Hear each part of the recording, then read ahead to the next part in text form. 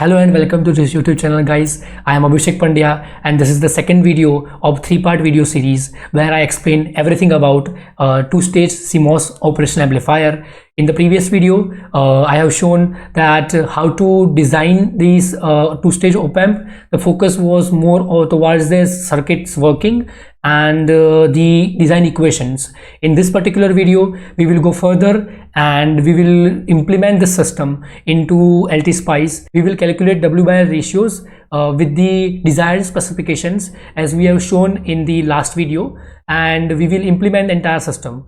So if you have just clicked on this video and you do not know what I am talking about, you can just go and check out the video which we have made previously, the part 1 of this particular video series, and you can find it somewhere here. It will be in my engineering studies playlist, and you can find out the video there and you can see entire series. I will continue the video from where we have left. Okay, so let's go, let's start it. So you can see here desired specifications, right? So in the previous video we have talked about the calculation of W/L ratios, right?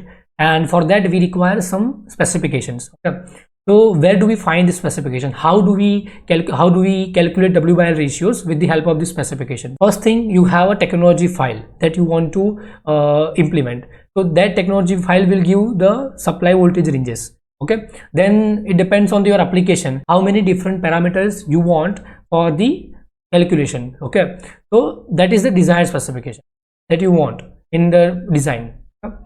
So if you see, so the first desired specification that you must have for your system is the operating voltage, okay, VDD and VSS. So we are designing this op-amp with this particular specifications. You may have a different specification based on the design that you select or the application that you have and many other factors. Okay, so our design will work on this particular specification. You can change or tweak these specifications according to your requirements. Okay, so this is just the sample example so that you understand that how this process of calculation happens, right? Because there are so many different equations and you may get frustrated in between that what particular specification will do what. Okay, so the first is the operating voltage VDD and VSS. So for our design we are selecting them to be 2.25 volts and to minus 2.5 volts. You can have different operating voltages as well. Okay, so these are good for our implementation and for the example purpose. So we are going with this particular design values. Okay, CMRR, common mode rejection ratio, 32 dB is enough for us. Now the PSRR. In the last video also I have mentioned what is PSRR, and as I mentioned, it is power supply rejection ratio. So you have positive and negative power supply. You have both the supplies, right? So there will be a different PSRR for both the supplies. Last time I have not mentioned this because it was specific to design, but right now as we have two supplies, positive and negative, we will have two PSRR as well. It is with respect to positive supply, with respect to negative supply. Okay, so for the positive supply we have 64.55 dB and for negative supply we have this value 80.82 dB. Okay?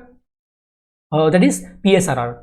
Then the power dissipation. See, if you have a data sheet of any component, you will find out that they provide the power dissipation. So the power dissipation will affect the circuits in a way that the current and voltages which are present in the circuit, they will depend on this power dissipation. If power dissipation is lower, the current and voltage, the multiplication of them must be lower value, and so that the DC current of the system will decrease, and that will change the W/L ratios. Okay, so although it was not mentioned previously, but this is also very important parameter.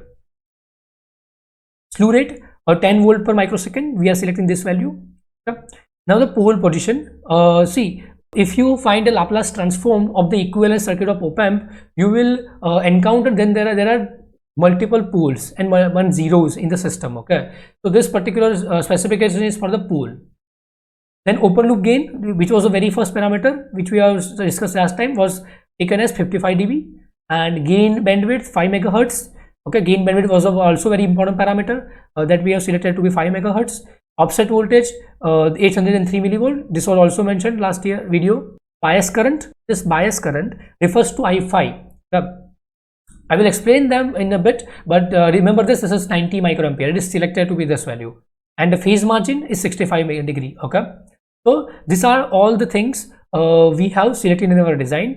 Now we will go towards the calculation part, right? We have shown the equations that how do you proceed for the calculation of this W/L ratios, and here we will show with the actual values, which are these values. We will take them and we will calculate W/L ratios, and we will show how this W/L ratios depend on these specifications and what is the relation between them. Okay, so let's start with the calculation part of this particular design. So remember these specifications. We will use these specifications for the calculation of W/L. Let's start with the calculation part of this particular design. Okay, so in this calculation we will not only focus on the calculation of W/L ratios, but we will focus on calculation of W/L ratio plus the parameters of the design, poles, zeros, power dissipation, and many other things. Okay, so stay tuned with this video. Okay, so let's go. So let's start with the calculation. So the first thing is the compensation capacitor, or CC, which depends on the phase margin and the load capacitance, right? So in the previous video we have shown that CC must be greater than or equals to 0.22 CL. Okay, for this particular design the load capacitance is selected as 10 picofarad. So the compensation capacitor must be greater than or equals to 2.2 picofarad. For our purpose we are taking it to be 9 picofarad. Okay, so this is the first thing. Second is the tail current, Q rate into CC, or compensation capacitor. Okay, so as you can see I5 comes out to be 90 microampere with this particular calculation. Okay, the first W/L ratio with the help of these two will be calculated with the help of this particular equation, I5 upon this particular denominator, and W/L of 3 comes out to be 15. Okay, you can verify this calculation, and if you have different specification, these values will be different. Okay, they will not be identical, but they will be similar. Okay, then the fourth thing is calculation of this particular GM3, and then GM1. Okay, this is gain bandwidth, CC, and into 2 pi. Okay, so this particular thing is a GM1. With the help of GM1 you will be able to find out a W/L of 1 and W/L of 2. Okay, this is the equation by which you can calculate. Value of GM1 is approximately 282.74 microsiemens. Okay, with the help of that value you can calculate W/L of 1. For the calculation which we have selected the design parameters, it comes out to be this value, which is 3. Okay, next is the calculation of the VDS5. Okay, for the calculation of W/L of 5. Okay, so for the calculation of W/L of 5 and W/L of 8, see in the last video we have mentioned that there are only 7 transistors in our design. Then why this transistor number 8 came, right? You may have a question about it. See, in the design that we have seen the last time, the current source was given. Okay, the current source was given for the calculation of the current. Okay, but for our particular design, what we have done is that we have used one more current mirror, and with the help of the resistor we have selected the current to be 90 microampere. Okay, so our tail current is 90 microampere. Okay, so we have made this current not by current source but by resistor and the current mirror circuit. Okay, so that is why this 8 transistor has arrived. Okay, in the design that we have made in LTSpice, I will show everything. Okay, so just be with me, and the calculation of W/L of 5, W/L of 8 comes out to be this value, and this will be 4.5. Okay, so this is 4.5 with the help of this calculation. Okay, we have put the numbers also so that you can understand the relativeness. Okay, after that GM6 will be helpful to calculate W/L of 6 and W/L of 4, and the values of W/L of 6 comes out to be this value, 38, and I6 is the current which is flowing from M6, and with the help of W/L of 6 we can calculate that it is 110 microamperes, and this will be helpful to calculate W/L of 7. W/L of 7 with the help of this value will be 6. Okay, don't worry about W/L with ratios right now, we have listed them at the end. Okay, now overall gain on the design with this equation GM1 RDS1, GM2 and RDS2, the final gain comes out to be approximately 55 dBs. Okay, power dissipation that we have limited to 1 millivolt in this calculation, if you calculate with this equation, it will be near to this value only. Okay, And then, as I mentioned, we will also calculate poles and zeros. So R2, R1, P1, P2 and Z1, as there are 2 poles and 1 0 in the system, you can calculate all the values. Okay, this will be helpful to find out the cutoff frequency. Okay, and the final thing is the gain bandwidth product finally is coming out to be 4.626 megahertz. So these all calculations will be verified in the next video. But right now, let's just make a circuit, a simple LTSpice circuit, where all these ratios which you have calculated are implemented. Okay? And this final aspect ratios that we have got from this calculation, I would like to present that. So if you can see, we have calculated these ratios.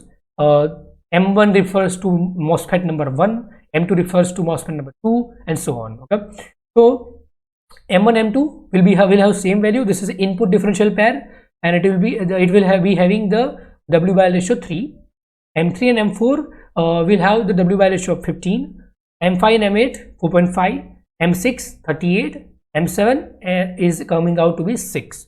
Okay, so these are all the W by L ratios. We will put this ratio in our system to find out the all responses, that are frequency response, DC response, transient response, all things we will see. Okay, so let's now go with the LTSpice. Okay, where we implement this circuit. So you can see this now. Okay, so yeah, you can see on our screen the circuit of 2-stage CMOS amplifier. Okay, you can see there is a input differential pair here and here. Then this is the current mirror which we have mentioned, M3 and M4. Then, as I mentioned, we have not put the current source, but we have put the resistor and these 2 transistors in this configuration. Okay, so the current will from here will be 90 microampere, as we have mentioned. Okay? Then the load capacitance is 10 picofarad. The CC, compensation capacitor, that we have selected is 9 picofarad. As you can see, there are W by L ratios mentioned just near to the transistor. Okay, so one more thing I would like to say is that the inclusion of the library file. Okay, so what we have used, we have used tsmc018.lib. You can find this library anywhere. You can type in Google tsmc018.lib and you will be able to find out this library. Okay, what it provides this CMOS P and CMOS N. Okay, this transistors it will provide. Okay, so this is the design. Just verify the ratios. W by L ratio of M1 and M2 was 3. So this is 180 into 3, 540. So this is W 540 and L 180 nanometer. Okay, then these ratios, it was 15. And that 15 multiplied by 180 comes out to be 7700. Okay, then same with these ratios and this as well. So you can verify each and every ratio in the design. I will just mention that the M6 is coming out to be this value 6840. It is multiplication with 38 if I'm not wrong.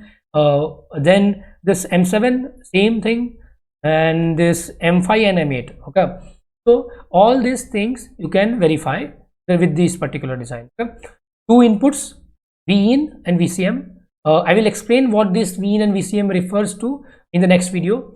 I will show everything about this particular circuit, that is DC parameters, AC parameters, and the frequency response, transient response, then DC operating point response. So in the sense, I will show everything. Okay, so just look at this circuit and you can verify W by L ratios. You can see there are supply voltages VDAD and VSS, and the working I have already explained in the first video. So that is it. So that was the video, guys. If you find this video interesting, like it, share it, subscribe to my channel, and write down your thoughts, ideas, and anything that you want to say in the comment section. I will meet you in the next video. Happy learning.